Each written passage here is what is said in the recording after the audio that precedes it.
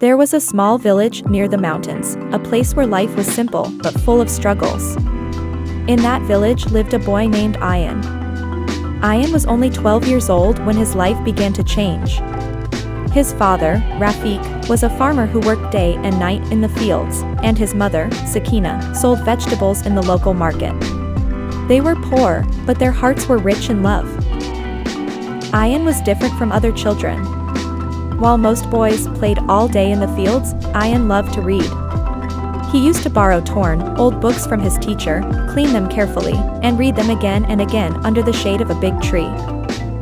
One day, his teacher, Mr. Raymond, asked him, "Ayan, what do you want to be when you grow up?"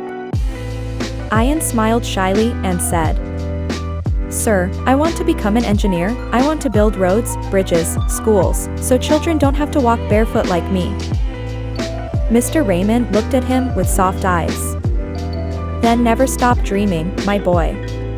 One day, your hard work will make the world remember your name."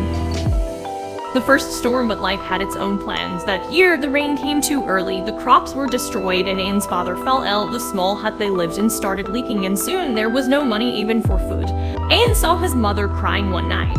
She was hiding her tears behind the kitchen wall. He went near her and said, "Amy, don't cry. I'll work, I'll help." She hugged him and whispered, "No, Ayan, you will study. That's your job from the next day." Ayan started working after school. He cleaned the floor in a tea stall every evening. He earned only a few coins, but those coins bought bread for his family. At night, after everyone slept, he sat under the single streetlight outside the tea shop with his old books, studying till midnight. Sometimes the light would go off because of power cuts, and he would light a small candle. His eyes would burn from the smoke, but he never stopped. The fire inside one winter night, it was freezing cold. Ayan had no sweater, only a thin shirt. He was studying when his friend Bile came and laughed. "Ayan, why do you torture yourself? You think you can become an engineer from this village? Just forget it." Ayan smiled quietly and said, "Maybe I can't, but I will try. Trying costs nothing." That sentence became his power. Every time life broke him, those words put him back together. But his mother, Sakina, looked at Ayan and said firmly, "Let him try one more time. I will sell my jewelry if I have to." That night, Ayan promised himself he would never fail again. He studied like a man possessed. He memorized pages by heart, solved problems under candlelight, and didn't sleep for nights. And then the result came. He had passed, not just passed, but topped the district. The whole village clapped for him. For the first time, people saw what hope looked like. Hope lived above the big city dreaming, got a scholarship to study engineering in the big city.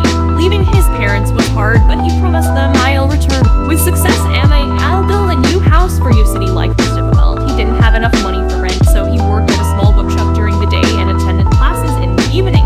Sometimes he ate only one meal a day. There were days when he thought of giving up, when hunger made his head spin, when people made fun of his village accent, when he failed a but every time he felt weak, he remembered his mother's voice, "Don't stop. Winners are just those who don't quit," so he kept going. The victory after 4 long years, Ayan stood on the stage of his college wearing a graduation gown.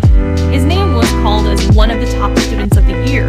He built a school in that same village with clean benches, fans, and books for everyone. The school gate, a board read, "Dream big, never give up." His parents stood beside him with tears in their eyes.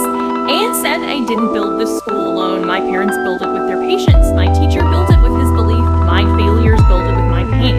The message: sometimes life gives us nothing, no money, no help, no support. But if we still keep walking step by step, the road starts to appear under our feet. Hard work never betrays you. You